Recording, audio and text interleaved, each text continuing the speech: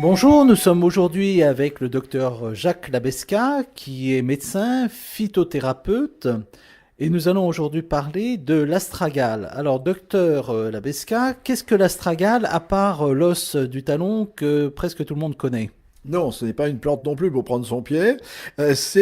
Une plante chinoise qui s'appelle d'ailleurs en chinois Wang Chi et qui est une plante qui, au premier abord, se sert dans la cuisine chinoise au point de vue alimentaire. Pour retrouver d'ailleurs un des principes de la phytothérapie, le premier médicament, c'est l'assiette. Si on consomme bien, eh bien on risque d'être en meilleure santé que si on consomme mal. C'est classique.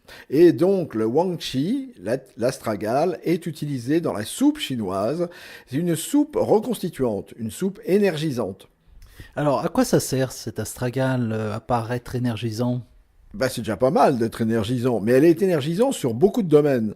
C'est-à-dire que les Chinois disent même que c'est un véritable bouclier. C'est-à-dire que si on prend de l'astragale, on est protégé. On est protégé contre les infections, qu'elles soient virales ou microbiennes, donc c'est une plante préventive. On est protégé aussi contre tout ce qui est troubles digestifs. On est protégé aussi contre toutes les agressions, qu'elles soient physiques, on l'a vu, ou psychologiques. C'est-à-dire que c'est une plante, par exemple, excellemment anti-stress, et notamment au niveau du stress oxydatif. Et c'est aussi une plante, et c'est là où on axe maintenant les travaux de recherche qui sont très importants. Il y a beaucoup de recherches sur l'astragale, à savoir le vieillissement. Oui, alors juste avant de parler du vieillissement, est-ce que c'est également antiparasitaire? Parce que c'est antimicrobien, antiviral. L'ail, par exemple, est antiparasitaire aussi. Est-ce que l'astragale est antiparasitaire? Alors, elle est parasitaire en renforçant les défenses. Effectivement, il ne faut pas raisonner en termes de médicaments. Elle n'agit pas contre les virus, contre les bactéries ou contre les parasites. Elle agit en stimulant l'organisme et en l'aidant à lutter contre tout ce qui va être effectivement étranger. Donc en prévention. Alors pour en revenir à la lutte contre le vieillissement, est-ce qu'on sait comment ça fonctionne, cette plante, au niveau du vieillissement? Eh bien oui, parce que en dehors des propriétés antioxydantes qu'elle a, qu'on a vues grâce aux antioxydants comme des flavonoïdes par exemple, et il y en a beaucoup de composants, elle agit au niveau du noyau central de la cellule, à savoir la chaudière en quelque sorte de la cellule, qui est la mitochondrie. La mitochondrie, c'est ce qui sert à fabriquer, enfin à lancer la multiplication cellulaire. Et quand on vieillit, c'est que la multiplication cellulaire a diminué en vitesse et en capacité. Et c'est ainsi qu'on vieillit. Et on s'est rendu compte que ce vieillissement est lié surtout à l'usure des brins d'acide nucléique, les télomères, qui, au fur et à mesure de l'utilité, en quelque sorte, d'avoir servi, ils se raccourcissent et ils deviennent beaucoup moins efficaces.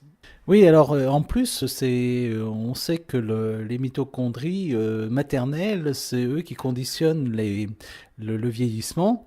Donc, quand les parents consomment de cette plante, les enfants sont en meilleure santé également, j'imagine. Alors oui, parce qu'on considère maintenant que le capital génétique, il est mobile.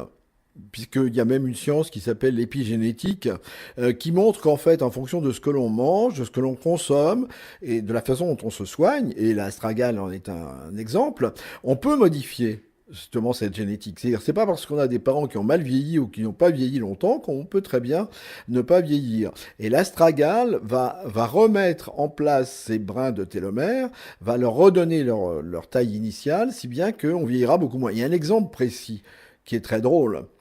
Vous n'avez pas encore, mais vous allez avoir bientôt des cheveux blancs, comme tout le monde. Eh bien, on s'est rendu compte que consommer de l'astragale redonnait de la couleur, enfin la couleur initiale. Hein, vous n'allez pas devenir blonde si vous étiez effectivement rouquin avant. Non, pas du tout. Mais vous allez retrouver votre couleur initiale au niveau des cheveux, ce qui prouve bien qu'on a relancé un processus anti-vieillissement. Oui, presque même rajeunissement, oui. Et alors, comment ça se consomme, cet astragale? Alors, elle se consomme, on utilise essentiellement la racine de la plante. Alors, la racine de la plante, comme c'est une plante chinoise, c'est pas toujours facile d'ailleurs de l'obtenir, mais on l'utilise en infusion, c'est le plus simple, ou on peut l'utiliser en poudre que l'on rajoute à l'alimentation. Il faut en consommer à ce moment-là pas mal. Et dans la soupe, on la met en poudre également? Complètement, complètement. Ça fait partie de la, je vous dis, de la médecine, enfin pas de la médecine, du bien-être et effectivement de l'alimentation chinoise. Et c'est une plante, par exemple, il y a beaucoup, beaucoup de recherches qui sont entreprises, comme je l'ai dit. Et il y a même, mais attention, sous toute réserve, on dit même que c'est une plante qui serait antitumorale. Et en tout cas, il y a une chose qu'on peut indiquer, bien sûr toujours sous contrôle médical et sur avis médical de son professionnel de santé, mais c'est une plante que l'on peut prendre en cas de chimiothérapie, par exemple, en adjuvant de la chimiothérapie, pour aider à mieux supporter les traitements classiques. Oui, donc c'est une plante qui a de l'avenir, et notamment au niveau des cancers du sein, et il semblerait qu'il y ait une action antitumorale, c'est à donner à toute réserve. Alors, pour rester dans la lutte contre ou la prévention du vieillissement, il y a une dose à prendre, c'est tous les jours, c'est 3 fois par semaine. Est-ce qu'il y a des études qui ont montré une dose efficace? Alors, la dose efficace et sous laquelle on va la trouver pour l'instant en France, ce sont les gouttes. C'est-à-dire, c'est l'extrait hydroalcoolique, une sorte de teinture mère qui dit pas son nom, puisque les teintures mères, on a des difficultés à les obtenir en ce moment. Maintenant, c'est un extrait hydroalcoolique, mais ça revient au même. Il faut 100 gouttes par jour pour avoir une action préventive et une action anti-vieillissement. De là à dire qu'on va rajeunir, je vous laisse la responsabilité des affirmations. Bon, bah écoutez, docteur Labesca, en tout cas, on va rester jeune à vous écouter avec votre humour. Et Docani vous remercie pour toutes ces informations.